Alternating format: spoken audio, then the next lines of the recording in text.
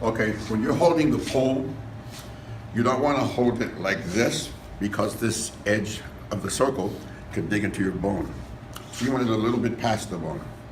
And when you do a strike out, you want your fist on your, in this instance, the right pec. If it was the other side, it'd be on the left pec.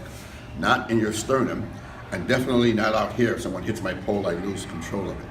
So remember that. So when you do a strike out, you're going to strike right here. See, that's wrong. See that? It should be right about here. So it doesn't dig into your ulnar bone if you get struck. So right about here. So when you strike out, right here. The same thing is when you're doing the Dumas stance. You want your thigh to support the pole. Not here, because if you get hit, the pole gets hit, it knocks into your groin area. So right about here. So from this strike, you're going to bring it up and strike out.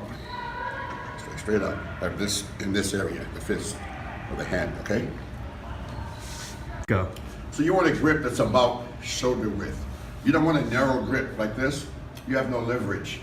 I can't move him at all. See, this way I can move his body, okay? People say, with this grip, you can get your hand hit. I'm not gonna get my hand hit. If that's the case, I just do this. I need to have that leverage, right? So I don't want a narrow grip like this. I don't want too long of a grip either. That'll really expose your hand. What about a little bit wider than your shoulder? That's the grip. Bring it up, and then you strike out. Okay? All right?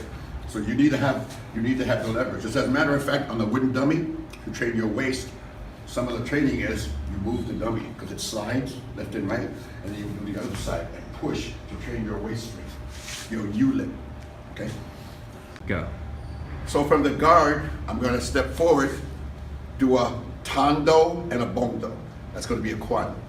So my right hand's going to come on the inside, forget the left hand, and do a tan.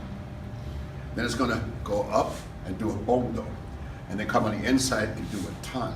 And then when you put those together, you got the quan. See? So what I want to show you next is you do the quan, right? You want to jut inside, outside, slash. So you see with the pole. So put your pole to the side. So this jut, see, disrupts your movement, your momentum. I jut to come in. I would be this way. So I jut the pole to have room for this to come in, slice, and then slice, okay? So, quan, jut. It's almost like a wusa, protecting your face. So it's like a tan, jut, which becomes almost like a wudo. And then inside, cut. Notice I never lost this in case he's struck again. I keep that here, right? Remember, you're only using the bottom third to block. If I block up here and he pushes through, see, I'm going to cut myself. Here, it's stronger if he pushes. So wherever you do, you block the bottom third of the blade, which should be dull. You use your eyes to guide your hand. So one more time, you swing to my side, tan, I jut to give myself room, hand, wherever I'm going to stick. Okay, you got it? Okay. Okay, so tan means to spread or disperse. So if someone punches at me, I don't want to take the brunt of their force on a small part of my arm, so I spread the force. That's what tan means, you spread the force. Like spreading butter.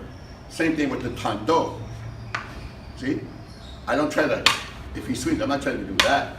I disperse the force and then take it away. So tan is to disperse, tando, jutto. And when you do that jut, some of you are doing this and having it that way and all over the place. You need to have this up here, protecting your upper gate, okay? So from this tan, forget the other hand, the bondo, this tando, there's two reasons. One reason to mess up with your momentum. When you swing at me, I block and I do that to your weapon. It throws your momentum off. But also, if this was a knife, slide down. You can cut my knuckles. So whenever you do a tando, always do a jutto. So I do this, and he slides down. He's not going to cut me. He slides off the handle. So quando, and I do the jut because it may be a downward strike. You may be coming down, and keep going down. You cut my hand. That was a sharp edge weapon. So if he comes down, see, that's another reason you do the tan jut. Okay. All right. Go. So from here, it's not a chop. It's not chop. Come here for a second. It's a dragging weapon. Just give me your arm. So I want to drag the weapon. So I want to make a long cut so the muscle tissue pops out of the limb. Or if I go across the body, I want to drag. So it's not chopping, it's a slashing weapon. So you slash, you drag, it's dragging. So that's why I slash this way and I slash that way. So that's what these movements are. Upward slash, upward slash, upward slash, downward slash, downward slash. See? I slash up, okay? So remember, it's a dragging weapon. If I just chop like that, look, you gotta cut that long. Can you see that? But if I drag it, I know I have a cut here that was this long, and I could see the muscle come up out of my arm. So when Grandmaster Chun showed me that, I remembered it from experience. I want to drag the weapon so your skin opens up and the muscle tissue comes out. Okay?